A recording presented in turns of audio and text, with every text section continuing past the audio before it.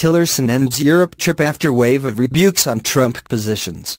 Secretary of State Rex Tillerson during his week in Europe sought to shoot down any perceptions of distance between him and President Donald Trump.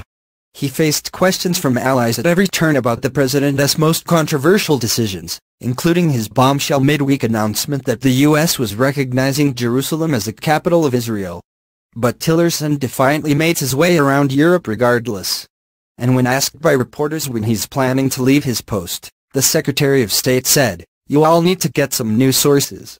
On Tuesday in Brussels, he stood next to the European Union's chief diplomat, Federica Mogherini, while she condemned the U.S. for abandoning the Iran nuclear deal. The next day at the NATO headquarters, Turkey's Foreign Minister Mevlut Cavusoglu, ahead of walking into a meeting with Tillerson, called the U.S.'s Jerusalem decision a grave mistake. After that, the UK's Foreign Secretary Boris Johnson stepped away from Tillerson to insist that the U.S. implement their Middle East process immediately. Throughout the week, Tillerson faced questions from the press about whether the U.S.'s European allies will still stand with the U.S., given the new administration has abandoned the Europeans on agreements like the Paris Climate Accord and the Iran nuclear deal. But Tillerson seemed to suggest that the door is still open on issues that Trump has wholly dismissed. "The truth of the matter is, we've not disengaged from the climate discussions," Tillerson said at press conference in Vienna. He noted that the U.S. still sent a representative to the United Nations Climate Change Conference.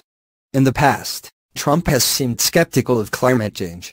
And though the president has called the Iran deal an embarrassment, Tillerson said this week the U.S. is still a part of the deal. "We are using that agreement and working with our European partners in particular to truly hold Iran accountable to its responsibilities as to its nuclear program," he said. Regarding the announcement on Jerusalem, Tillerson seemed to downplay the president's words. "The reality is as you wake up today after this announcement, nothing is different, other than the president has now implemented the 1995 law."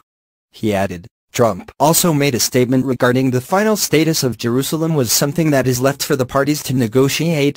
Tillerson had a short break from rebukes at the Organization for Security and Cooperation in Europe, where Ukraine was top of the agenda.